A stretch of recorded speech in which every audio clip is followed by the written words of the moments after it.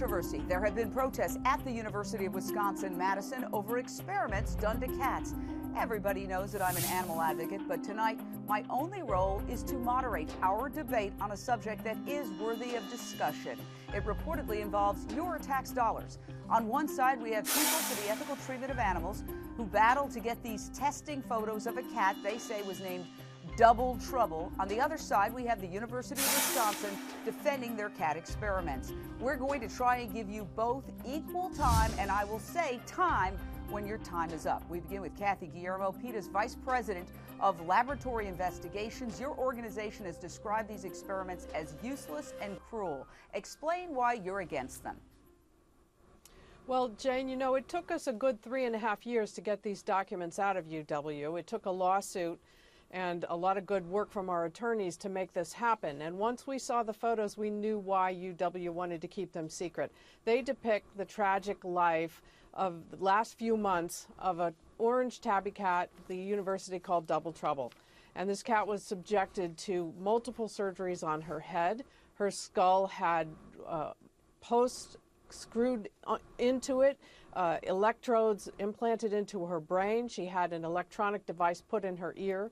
She was deafened. She was deprived of food in order to get her to cooperate. There was a festering wound on the top of her head that never healed, a bacterial infection.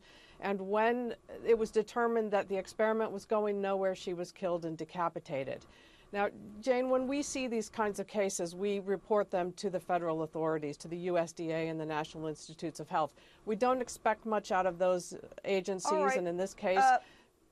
we're going to say time on that, and we're going to say Eric Sandrin, Director of the Research Animal Resources Center at the University of Wisconsin. The school has said PETA's claims are unsubstantiated and flawed. What's your response to what you just heard?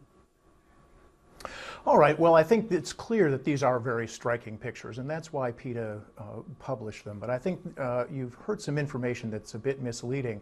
3.5 years ago, we provided them with 1,000 pages of documents, including the protocol. All that they received recently were the photographs. If they'd really cared about the cats, they could have made a fuss about it 3.5 years ago.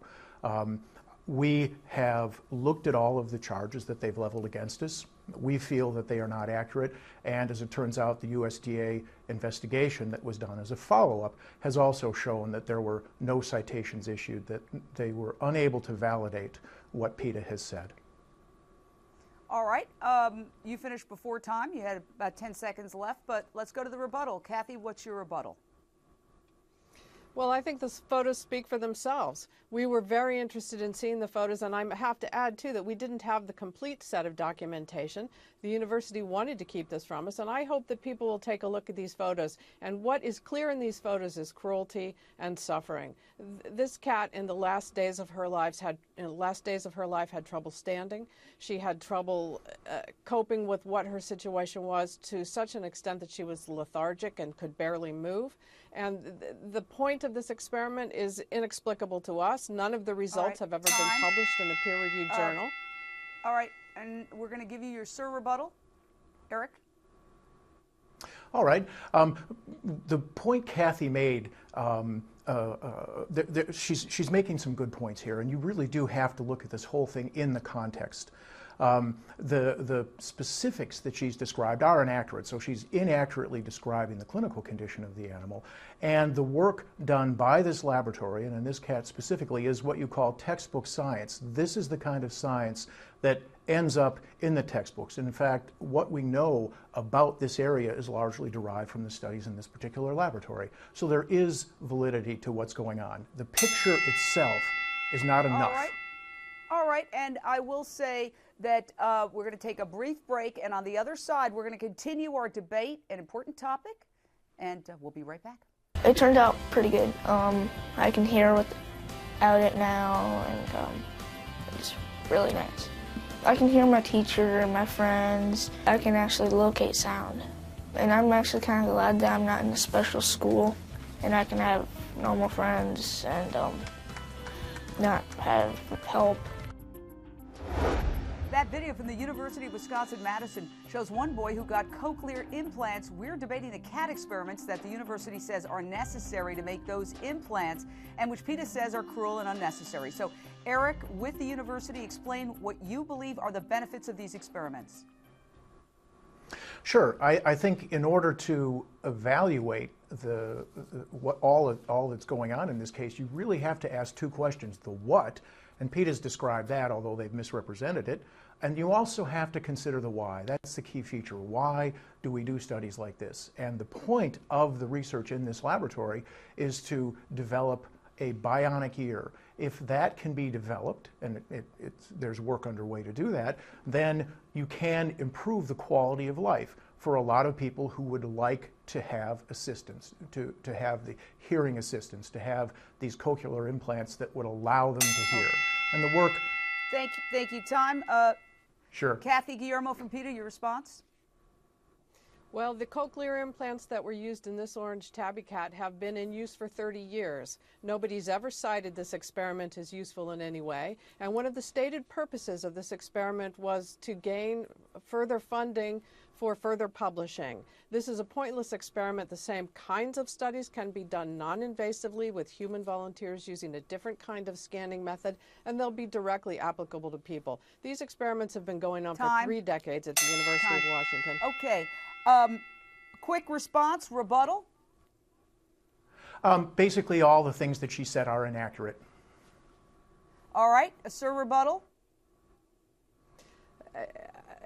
All of our information, Eric, comes from your own documents. And unlike you, we're willing to share those with anybody who wants to see them. Come to our website, look at the photos, look at the documents. Okay, the clinical records are the ones you provided us. On the other side. We reached out to the National Institutes of Health. They told us, quote, all animals used in NIH-funded research are protected by laws, regulations, policies to ensure the smallest possible number of subjects and the greatest commitment to their welfare. NIH takes very seriously all allegations of non-compliance to these policies and investigates every allegation. NIH has opened an investigation regarding the allegations sent by PETA. NIH does not comment on allegations while an investigation is underway. A final question. Kathy, you say there are humane alternatives to these experiments. Explain what you mean. There are other imaging techniques, including PET scans and tomography and spectroscopy, that are being done at other major universities around the country.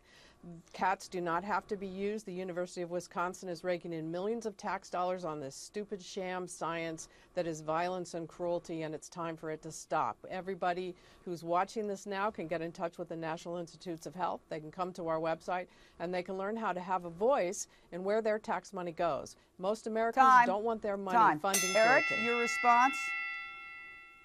Thank you. I'm frustrated by what I hear Kathy saying, and it's what I hear over and over again. It represents a lack of understanding of how science is actually done.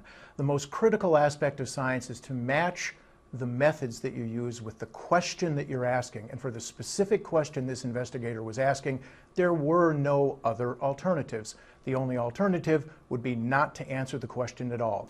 If you don't feel it's worth answering, that is your prerogative. But many people do feel that it's worth answering. All right, closing statements. We'll begin with Kathy. Again, I think that the truth of this issue lies in the photographs and in the records supplied by the University of Wisconsin. This was a very devastated, unhappy, miserable cat at the end of her life. And up to 30 cats are used in the same way every year by the University of Wisconsin. It's been going on decade after decade. It's time to put a stop to it and put our money into the kind of research that's really going to help people. Eric? Your response, your final comment. Thanks. When I participate in discussions like this, it makes me realize more and more that there's no simple way for somebody who cares about this issue to find out about what's really going on unless you put the effort into doing the research. You hear Kathy talk, you hear me talk. Look at the facts. Look at the records that she's talking about. Look at science. Do the work to try to understand that. And when you do that, I believe you'll think that this is both justified. of you for a very, very reasoned debate, and I thank you for participating.